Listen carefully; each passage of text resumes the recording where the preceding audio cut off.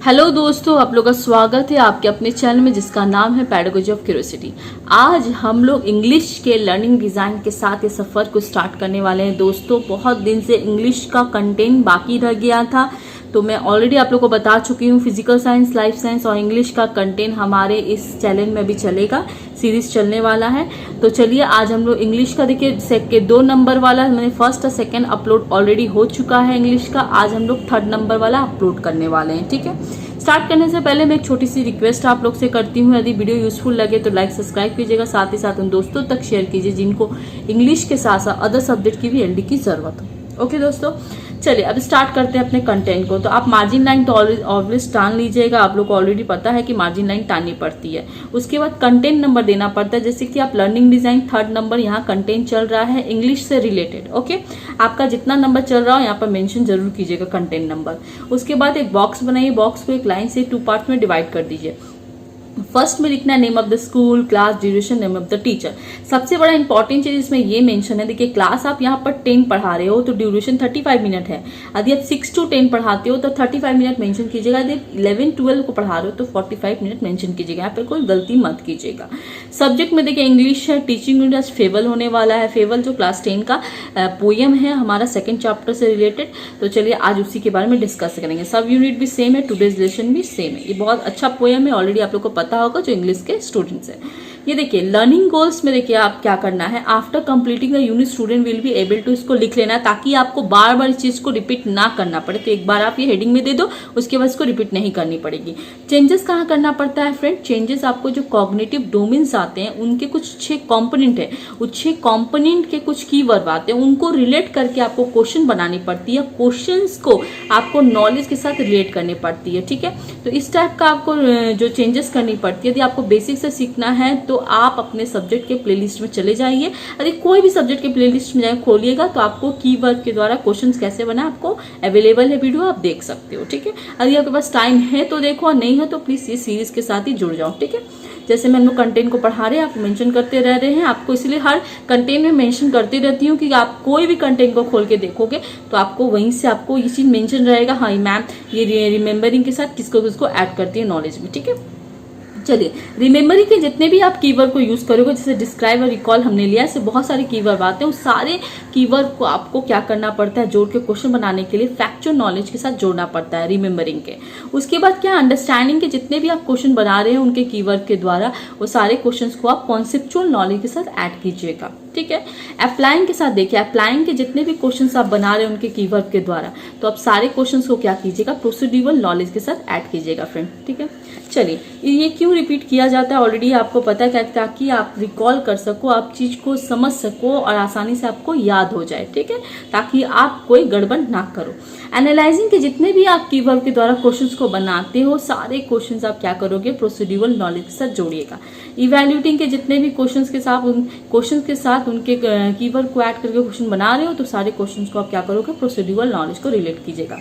Creating के जितने भी आप उनके कीवर्ड के द्वारा क्वेश्चंस को रिलेट करके बनाते हो, सारे क्वेश्चंस आप क्या करोगे, मेटा कॉग्निटिव नॉलेज के साथ रिलेट कीजिएगा फ्रेंड। ठीक है, चलिए अब हम लोग आ जाते हैं अपने सेकंड कंपोनेंट पे। ये कंपोनेंट क्यों बनाते हैं, ताकि आप बच्चों के प्रीवियस नॉलेज को चेक कर सके यूनिट से रिलेटेड। ये चेक कर लोगे कि बच्चा का प्रीवियस नॉलेज क्या रखता है, बच्चा माइंड में क्या रखता है, इसके बारे में कुछ ज्ञान है कि नहीं, उन्हें नॉलेज है कि नहीं। तो आपको ये जो प्रेजेंट यूनिट पढ़ा रहे हो इसमें आपको पढ़ाने में और अच्छा लगेगा और ताकि बच्चों को समझ में अच्छे से आएगा। ठीक है, तो लिखने का तरीका देखिए, following questions will be asked to the students to determine their general characteristics and primary behaviour on the basis of the present lesson. ये हमारा फॉर्मेट में रहता है, यदि आपको नहीं पता तो प्लीज फॉर्मेट का वीडियो देखिएगा। देखिए फॉर्मेट में ये ऑलरेडी यहाँ लिखा रहता है। आपको चेंजेस कहाँ करना पड़ता है, ये चेंजेस आपको यहाँ करना पड़ता है। जो आप 4 क्वेश्चन यहाँ पर दे रहे हो, ये बेसिक क्वेश्चन आपको यहाँ पर दिखाना पड़ता है। ठीक है, यूनिट से रिलेटेड कि फेबल का मतलब क्या होता है, इस पोएम में कौन कौन से कैरेक्टर है। ठीक है, डाउटलेसी बिग किसको कहा गया है, स्पेस मीनिंग किस वर्ड किसके लिए यूज किया गया। ठीक है, इस टाइप का आप क्वेश्चंस यहाँ पर दे सकते हो। आप बच्चे इसे समझेंगे, जानेंगे, तभी तो फेबल्स के पूरे फेबल के जितने भी क्वेश्चंस आंसर है वो दे पाएंगे और समझ पाएंगे पोएम को। ठीक है, चलिए यहाँ पे बेसिक क्वेश्चन डालना है फ्रेंड, यहाँ पे कोई आपको नॉलेज से रिलेटेड क्वेश्चन नहीं देना। ओके, याद रखिएगा ये चीज।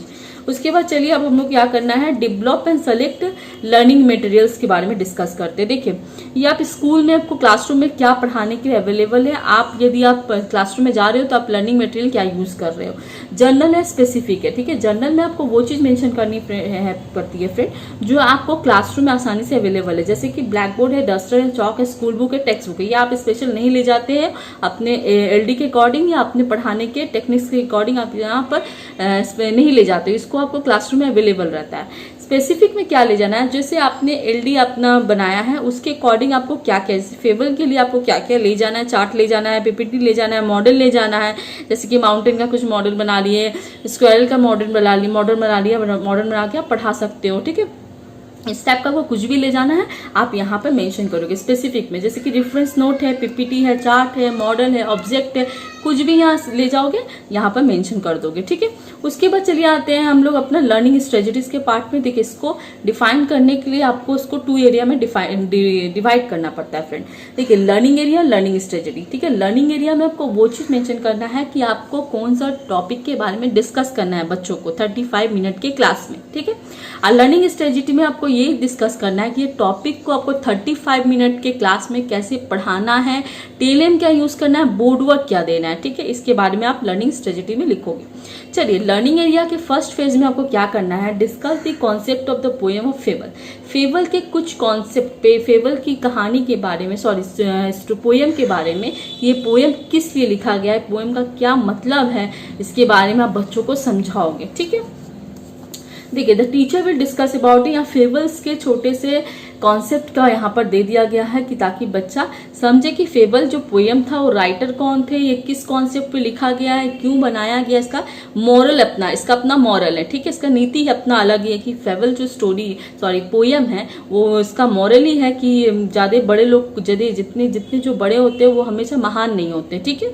इसके मॉरल के बारे में आप बच्चों से डिस्कस कर सकते हो, बहुत बढ़िया मॉरल दिया गया है इसको इसमें, ठीक है। चलिए सेकेंड फेज में देखिए क्या है, discuss the nature of mountain and squirrel. Mountain and squirrel का नेचर के बारे में यहाँ पर डिस्कस करेगा टीचर टीएलएम के द्वारा, ठीक है। The teacher will show a chart about the nature of mountain squirrel के बारे में, गिलहरी और पर्वत का जो भी यहाँ पर नेचर है बताया गया है पोएम में, चार्ट के माध्यम से आप यहाँ पे, चार्ट के द्वारा आप यहाँ पे उसे दर्शाओगे, दिखाओगे, ठीक है। Nature of the mountain squirrel, ठीक है। यहाँ देखिए ओके, यहाँ माउंटेन्स का पिक्चर लगा दो और यहाँ पर स्क्वायरल का पिक्चर लगा दो, ठीक है। ये देखिए इंग्लिश है तो इंग्लिश में थोड़ा पिक्चर ऐड कर दीजिएगा क्योंकि इंग्लिश में पिक्चर जरूरी होता है फ्रेंड। नेचर, माउंटेन का नेचर क्या था, पोएम में क्या बताया गया था, फिर देखिए स्क्वायरल का नेचर क्या बताया गया था पोएम में, ठीक है। इसके बारे में आप बच्चों को टीएलएम के द्वारा, चार्ट के द्वारा दिखा के क्या करोगे, पढ़ाओगे, बच्चों को समझाओगे, ठीक है। ओके दोस्तों, चलिए इसके बाद देखिएगा क्या करना है। इसके बाद देखिए the student will ask question after discussion the nature of the mountain and squirrel and get clear idea with the teacher. Teacher के द्वारा क्या करेगा, जितना भी अपना डाउट है सब क्लियर कर लेगा बच्चे अपने, ठीक है।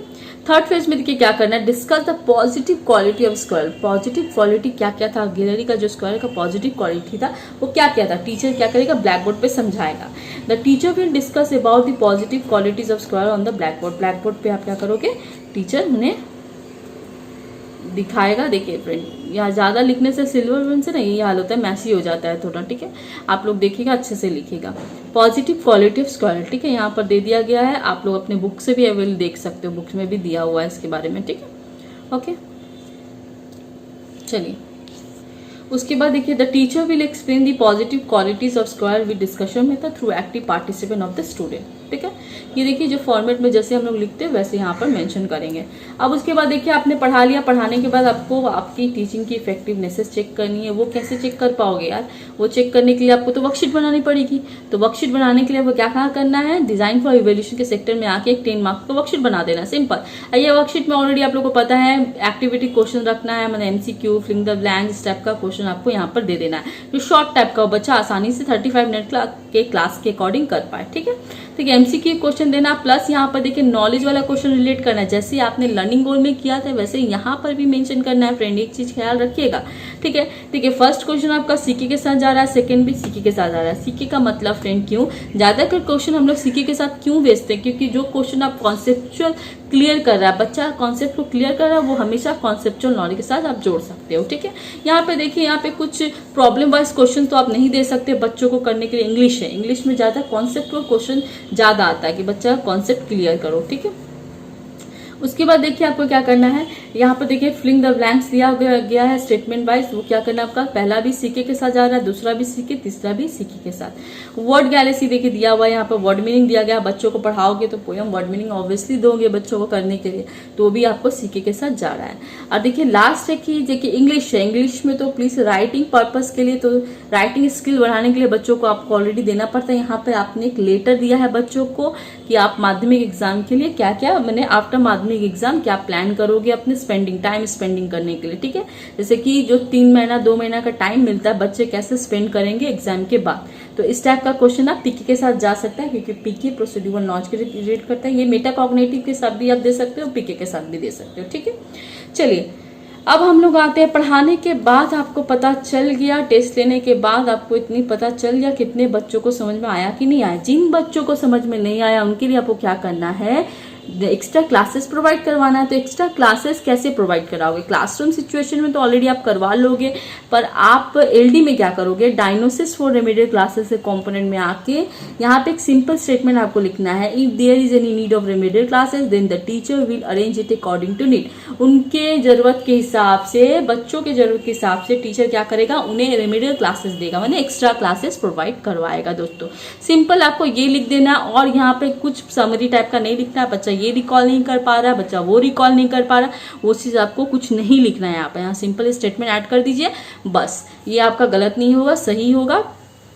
इतना आप कर सकते हो, क्योंकि देखिए आपका एक लर्निंग डिजाइन नहीं है, आपको 60 लर्निंग डिजाइन बनानी पड़ती है। ठीक है, तो 60 या 40 जो भी बना रहे हो आप, कम नहीं है ज़्यादा ही है। एक बनाने में ही तो कितना टाइम लगता है, तो सोच लो 40 और 60 बनाने में कितना समय लगता है। इसीलिए हम कोशिश कर रहे हैं कि अपने चैनल के द्वारा आपकी जितनी भी लर्निंग डिज़ाइन है बना के आपको अपलोड कर दे, ताकि आपको और अपना एक्स्ट्रा जो लर्निंग डिज़ाइन बनाना है आप बना लो, और साथ ही साथ हमारे लर्निंग डिज़ाइन के साथ आप मर्ज कर दो। ठीक है, ताकि आपको इतना ज़्यादा टाइम ना लगे, ताकि आप अपना टाइम कहीं और स्पेंड करो, कोई और चीज़ में स्पेंड करो, ताकि आपका यहाँ पर थोड़ा टाइम कम हो।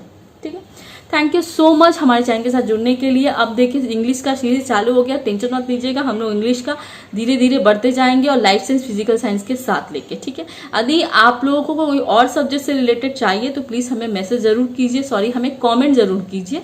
कॉमेंट के द्वारा हम आपका रिक्वेस्ट देखेंगे, और साथ ही साथ कोशिश करेंगे कि आपको जल्दी जल्द प्रोवाइड करवा सकें। Thank you so much friend.